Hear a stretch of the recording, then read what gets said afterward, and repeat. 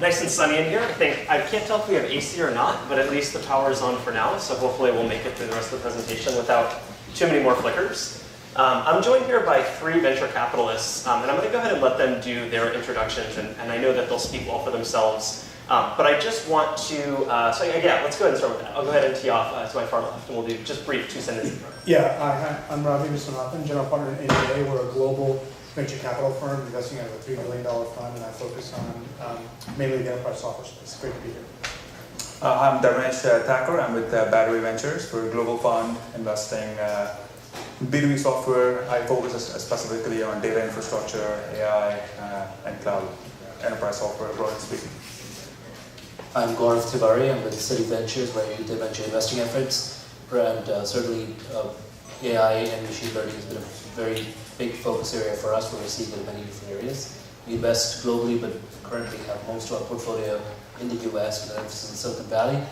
And typically we invest for both financial returns, but also try to help companies drive revenues and customer validation by leveraging our access to the Citigroup and financial services ecosystems.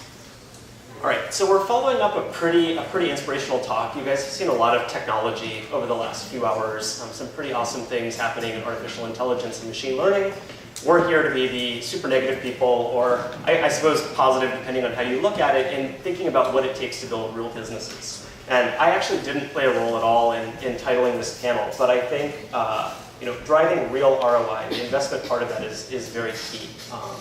And investment's pretty simple. I mean, you can only think about it in so many different dimensions. It's either time spent working on a project, it's money that you get returned as an investor or as an enterprise from investing in a particular technology, and it's pretty binary. It either generates money or it doesn't. So I want to start off by sort of just going down the road here, starting off with Gaurav, and thinking about the types of businesses that you think make money and don't make money, and it seems like an elementary school or freshman year economics seminar type question, but particularly in the AI space, what is your rule of thumb for AI businesses that make money and AI businesses that don't make money? And we're in interesting times where companies aren't necessarily punished for not making money, although the markets could shift and that sentiment might ebb and flow. And we've seen many acquisitions of companies that, the hundreds of millions of dollars that didn't necessarily have any clue about how to make money, but were acquired largely as highly valued acqui-hires. So, but my rule of thumb is, are they solving a real defined customer problem? And are they delivering real value to the customer? The customer could be a consumer or it could be an enterprise, but it's got to do something that the customer values and do it uniquely and ideally defensively. And so I think that takes on different manifestations, but at a very high level. To me, AI in the product is a means to an end to do something better. And doing something better ultimately relates to what problem are you solving. And a corollary of that is a problem, a painkiller, or a vitamin. That's been an often used phrase, but is it a nice to have or is it a need to have? And increasingly the potential of AI lends itself to companies that should be need to have. And it's really incumbent upon the companies to develop and market the solution in a manner that achieves that vision, as opposed to becoming a nice ancillary adjunct for which it might be some discretionary dollars at play there, but not viable businesses in my opinion. So Dharmesh, do you think the types of problems that we can address have changed now that we have artificial intelligence and machine learning? I think the general sense is that we're applying these to business problems, but are we simply replacing older technologies from the 90s and early 2000s with AI, or is there an entirely new set of companies that perhaps wouldn't have been accounted for from that time period? Yeah, so I think it's important to have the right kind of context here, right? So I was finishing up my WE undergrad in the late 90s, and we had AI work going back then, right? So AI and machine learning is not a new field. It's been around since the 60s and 70s. And so, I think we get carried away by every presentation you see these days being a cloud company and an AI company. So it makes you feel like it's new, but it's been around for decades. I think what's different is 2 things. One, I think analytics is as good as the data you have and the quality of the data you have.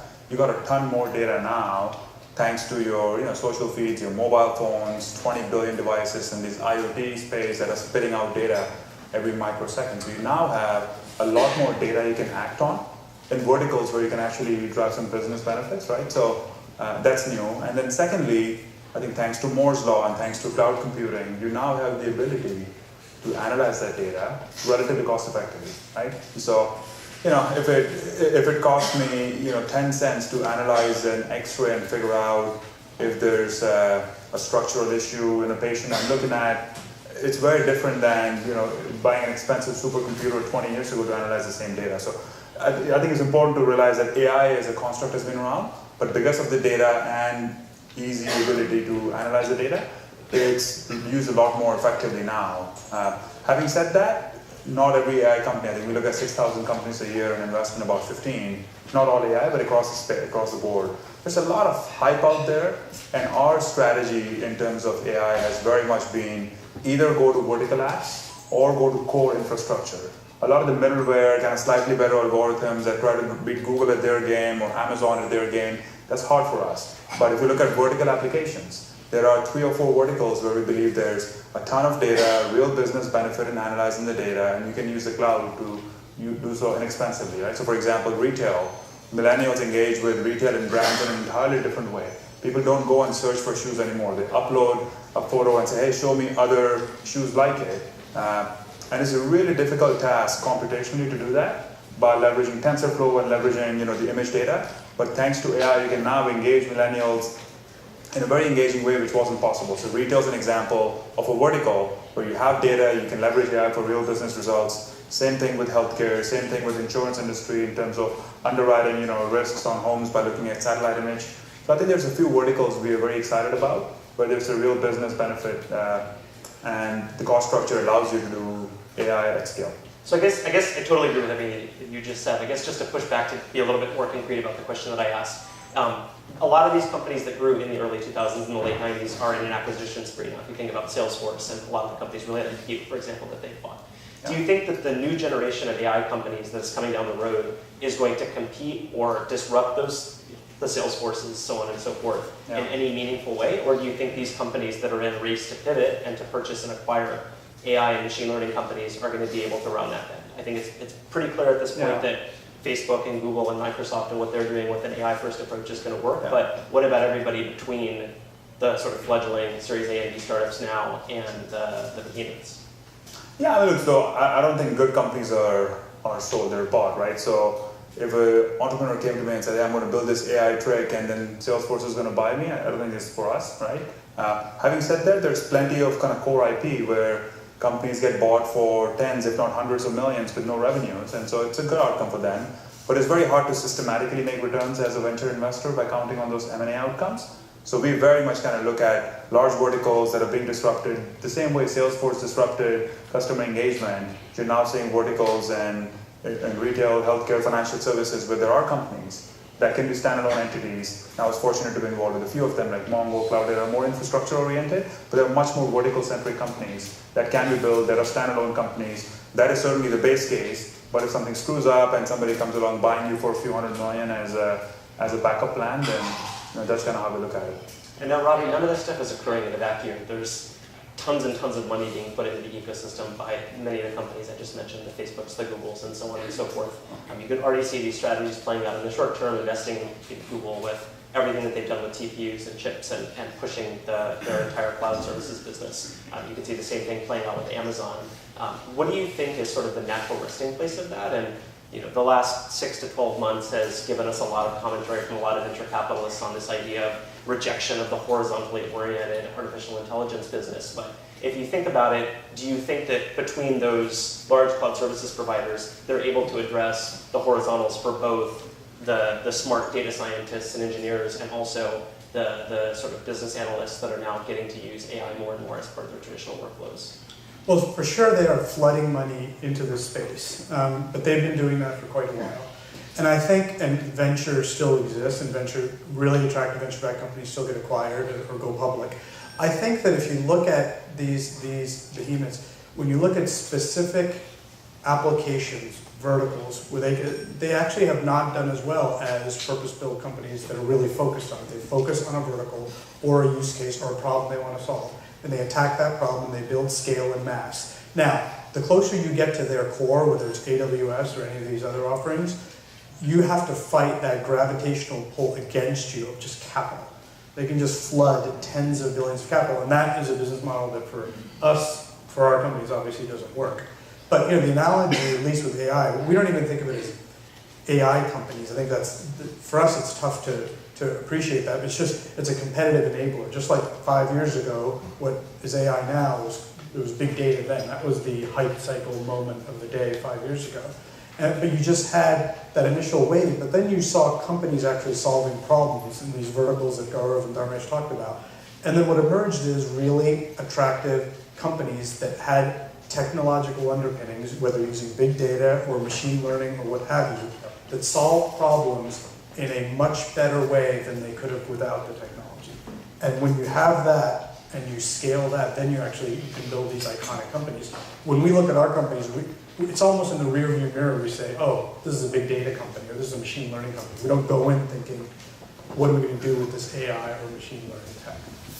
For sure. And Gaurav, when you think about some of these verticals specifically, we all get, I'm sure, many of the same overlapping pitches on a daily basis. I've covered and also been pitched dozens of sales ops, HR, basically working through the enterprise stack and thinking every single place that you could possibly apply deep learning or machine learning in some way to deal with, whether it be unstructured data or image data, or the list goes on. What is actually sustainable? And to what degree will these companies just cannibalize themselves in a vacuum or in this very small competitive space while some of these larger players sort of acquire to catch up? So a couple of questions in there. Maybe I'll start with the sustainability, what I think is attractive and sustainable. So one of the biggest promises of AI is the potential to augment and automate daily work. And there's, leaving aside the societal implications, which, is a whole different topic, this is pretty real. So if you think about, the World Bank came out with a projection saying that by 2025, 50% of the work done by today's workers can be automatable. So that doesn't mean the entire job is automatable. It means 50% of the time that we spend doing repetitive, mundane, data entry, data processing oriented things. And typically folks in our line of work are spending a quarter to a third of our day doing that. A lot of that could be automatable. You think about admins, you think about truck drivers, you think about entire professions where we're already seeing vectors. We heard from X.AI earlier today. So the thing that all of these things have in common, whether they're augmenting a human and making them better, you talk about insurance, underwriting, Ravi, and risk processing, that's a process today that's based on human error and big data systems. Well, there's potentially room for AI, and we're already seeing that, to come in and complement the human while still receiving supervised iterative learning from the human, right? So the human's kind of working alongside the AI. So in those cases, the common thread is there's a clear return on the investment in the software. So it's either demonstrable return because I used to have a full-time admin, now I might need a part-time admin or no admin in a very simple case, or I used to have underwriting losses in my insurance policies of X% and that's gone down because I'm able to learn and adapt faster and make decisions more objectively. So I think that, to me, is the common thread. And I think enterprises in particular, as much as they're embracing the hype cycle of AI, they have never been more ROI conscious than they are now. So I think what I'm interestingly seeing in the market is I see solutions that might have a better overall solution, but if the lead time and the time to return is too far out, they are typically losing out for more simpler modular solutions that provide a more immediate ROI. And I think the second part of your question kind of touched upon the horizontal versus vertical and kind of the fallout that might happen for funding.